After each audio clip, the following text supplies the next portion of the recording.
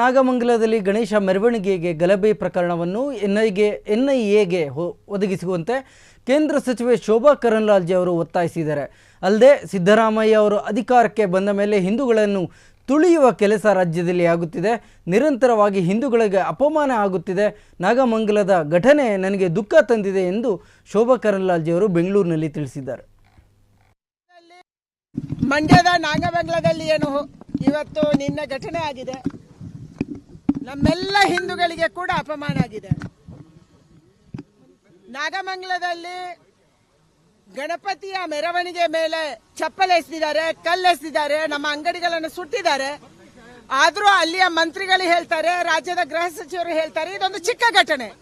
ಯಾವುದು ಚಿಕ್ಕ ಘಟನೆ? ಇನ್ನು ದೊಡ್ಡದು ಏನಾಗಬೇಕಿತ್ತು ನಿಮ್ಗೆ? 25 ಹಿಂದೂಗಳ ಅಂಗಡಿಯನ್ನ ಸುಟ್ಟಿರುವುದು ನಿಮ್ಗೆ ಚಿಕ್ಕ ಘಟನೆಯಾಗಿ ಕಂಡ್ರೆ ಇನ್ನು ದೊಡ್ಡ ಘಟನೆ ಏನಾಗಬೇಕಾಗಿತ್ತು? ಯಾವಾಗ ಸಿದ್ದರಾಮಯ್ಯನವರು ಕರ್ನಾಟಕದಲ್ಲಿ ಅಧಿಕಾರಕ್ಕೆ ಬರ್ತಾರೆ ಆ ಎಲ್ಲ ಸಂದರ್ಭದಲ್ಲಿ ಕೂಡ ಹಿಂದೂಗಳಿಗೆ ಅಪಮಾನ ಮಾಡುವಂಥದ್ದು, ತನ್ನ ತಪ್ಪನ್ನು ಮುಚ್ಚಾಕೊಳ್ಳೋದಕ್ಕೆ ಕಾಂಗ್ರೆಸ್ ಈ ರೀತಿಯ ಕೆಲಸವನ್ನು ಮಾಡ್ತಿದ್ಯಾ ಅನ್ನುವಂಥ ಡೌಟ್ ಕೂಡ ನಮಗೆ ಬರ್ತಾ ಇದೆ. ಅವರ ಮೇಲೆ ಭ್ರಷ್ಟಾಚಾರ, ಮಂತ್ರಿಗಳ ಮೇಲೆ ಭ್ರಷ್ಟಾಚಾರ, ಇಷ್ಟೊಂದು ಕೆಟ್ಟ ಸರ್ಕಾರ ಅಂತ ಜನ ಮಾತಾಡೋ ಸಂದರ್ಭದಲ್ಲಿ ಇದನ್ನು ಮುಚ್ಚಾಕೋದಕ್ಕೆ ನೀವೇನಾದ್ರೂ ಮಾಡ್ತಾ ಇದ್ದೀರಾ? ಅದಕ್ಕಾಗಿ ನಾನು ಆಗ್ರಹ ಮಾಡ್ತೀನಿ, ತಕ್ಷಣ ಇದರಲ್ಲಿ ಎನ್ಐಎ ನ್ಯಾಷನಲ್ ಇನ್ವೆಸ್ಟಿಗೇಷನ್ ಟೀಮ್ ಬರಬೇಕು, ಇದರ ತನಿಖೆ ಆಗಬೇಕು, ಆಗ ಸತ್ಯ ಹೊರ ಬರುತ್ತೆ.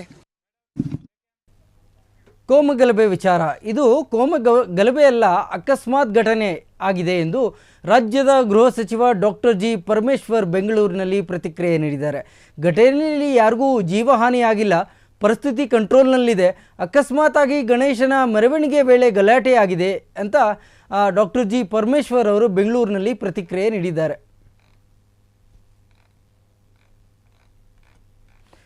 ಡಾಕ್ಟರ್ ಜಿ ಪರಮೇಶ್ವರ್ ರಾಜ್ಯದ ಗೃಹ ಸಚಿವರು ಇಂದು ಬೆಳಗ್ಗೆ ಹೇಳಿದ್ದಾರೆ, ಇದು ಯಾವುದೋ ದೊಡ್ಡ ಜೀವ ಏನೂ ಹೋಗಿಲ್ಲ, ಇದೇನು ದೊಡ್ಡ ಘಟನೆಯಲ್ಲ, ಏನೋ ಅಕಸ್ಮಾತಾಗಿ ಆಗಿದೆ, ಬೇಕು ಅಂತ ಆಗಿದ್ದು ಅಲ್ಲ. ಸೊ ಘಟನೆಯಲ್ಲಿ ಯಾರಿಗೂ ಜೀವಹಾನಿ ಏನಾಗಿಲ್ಲ, ಅಕಸ್ಮಾತಾಗಿ ಗಣೇಶನ ಮೆರವಣಿಗೆ ವೇಳೆ ಈ ಘಟನೆ ಆಗಿದೆ. ಏನು ಹೇಳಿದ್ದಾರೆ ನೋಡೋಣ ಡಾಕ್ಟರ್ ಜಿ ಪರಮೇಶ್ವರ್. ನಿನ್ನೆನೇ ಗಲಭೆ ಆದಂಥ ಸಂದರ್ಭದಲ್ಲಿ ಹೋಗಿದೆ, ಅಲ್ಲಿ ಸೀನಿಯರ್ ಆಫೀಸರ್ಸ್ ಕೂಡ ವಿಸಿಟ್ ಮಾಡಿದ್ದಾರೆ. ಮತ್ತು ಇದರ ಜೊತೆಗೆ ನಾನು ADG ಲಾ ಆ್ಯಂಡ್ ಆರ್ಡರ್ನವ್ರನ್ನು ಕೂಡ ಕಳಿಸ್ಕೊಟ್ಟಿದ್ದೆ, ಅವರು ಕೂಡ ನಿನ್ನೆ ವಿಸಿಟ್ ಮಾಡಿ ಅಲ್ಲೇ ಕ್ಯಾಂಪ್ ಮಾಡಿದರು. ಅದರಿಂದ ಎಲ್ಲವೂ ಕೂಡ ಈಗ ಶಾಂತಿಯಿಂದ ಇದೆ, ಯಾವುದೇ ಘಟನೆಗಳು ಮುಂದುವರೆದಿಲ್ಲ.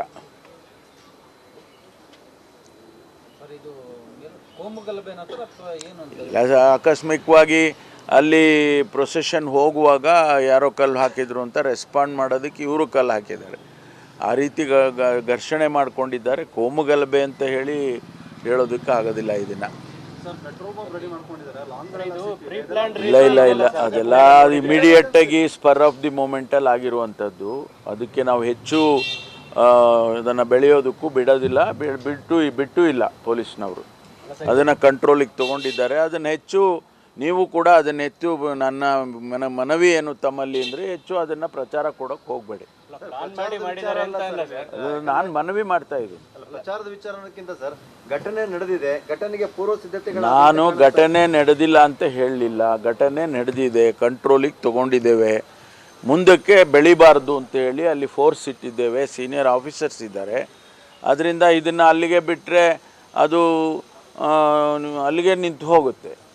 ಅದಕ್ಕೋಸ್ಕರ ನಾನು ತಮ್ಮಲ್ಲಿ ಮನವಿ ಮಾಡಿದ್ದೆ. ಇಲ್ಲ, ನಾವು ಮಾಡೋದಿಲ್ಲ ನಿಮ್ಮ ಮನವಿನ ಅಂದರೆ ನಿಮಗೆ ಬಿಟ್ಟಿದ್ದು. ಕಳೆದ ವರ್ಷ ಕೂಡ ಇದೇ ಜಾಗದಲ್ಲಿ ಈ ತರ ಆಗಿತ್ತು, ಎಚ್ಚರ ವಹಿಸಿದ್ರೆ ಈ ತರ ಆಗ್ತಾ ಇರಲಿಲ್ಲ ಅಂತ ಇಲ್ಲ, ಅದು ಆರೋಪ ಮಾಡಿದ್ದಾರೆ. ಅಲ್ಲ, ಅವ್ರು ಹೇಳಿದ್ದಾರೆ. ಆದರೆ ಅಲ್ಲಿ ಎಲ್ಲ ರೀತಿಯ ಒಂದು ಇದನ್ನು ಕೂಡ ಅವರು ಪ್ರೊಟೆಕ್ಷನ್ ಮಾಡೋದಕ್ಕೆ ಒಂದು ಪ್ಲಟೂನನ್ನು ಕೂಡ ಅಲ್ಲಿ KSRP ಇಟ್ಟಿದ್ರು. ಇಲ್ಲದೆ ಹೋಗಿದ್ರೆ ಇನ್ನೂ ದೊಡ್ಡ ಗಲಭೆ ಆಗಿರೋದು. ಅಲ್ಲಿ ಮುನ್ನೆಚ್ಚರಿಕೆಯಾಗಿ ಒಂದು ಪ್ಲಟೂನ್ ಕೂಡ ಅಲ್ಲಿ ಇಟ್ಟಿದ್ರು. ಅದರಿಂದ ಅದು ಕಂಟ್ರೋಲಿಗೆ ಬಂದಿದೆ ಇಮ್ಮಿಡಿಯೇಟಾಗಿ. ಈಗ ನಾವು ಗಾಯಗಳಿಗಿನ್ನ ಹೆಚ್ಚಾಗಿ ಗಾಯಗಳು ಹೆಚ್ಚಾಗಿಲ್ಲ, ಆದರೆ ಒಂದು 52 ಜನರನ್ನ ಅರೆಸ್ಟ್ ಮಾಡಿದ್ದೇವೆ. ಎರಡೂ ಗುಂಪಿನಲ್ಲಿ ಒಂದು 52 ಜನರನ್ನ ಅರೆಸ್ಟ್ ಮಾಡಿದ್ದೇವೆ. ಅವ್ರ ಮೇಲೆ ಈಗ ಯಾರ್ಯಾರು ಕ್ಯಾಮರಾದಲ್ಲಿ ಗೊತ್ತಾಗ್ತದೆ ಅವ್ರು ಕಲ್ಲು ಹೊಡೆಯುತ್ತಾ ಇರೋದು ಅಥವಾ ಅವರು ಬೇರೆ ಬೆಂಕಿ ಹಾಕೋದು, ಅದನ್ನೆಲ್ಲ ನೋಡಿಕೊಂಡು ಅವ್ರ ಮೇಲೆ ಕೇಸಸ್ಗಳನ್ನ ರಿಜಿಸ್ಟರ್ ಮಾಡ್ತಾರೆ. ಪೊಲೀಸರ ಮೇಲೂ ಕುಳಿತಾರೆ. ಒಬ್ಬ ASIಗೆ ಗಾಯ ಆಗಿದೆ. ಅದಲ್ಲದೆ ಅದನ್ನೆಲ್ಲ ಗಣನೆಗೆ ತಗೊಂಡೇ ಕೇಸನ್ನು ರಿಜಿಸ್ಟರ್ ಮಾಡ್ತಾರೆ. ರಾಜಕೀಯ ಪ್ರಚೋದನೆ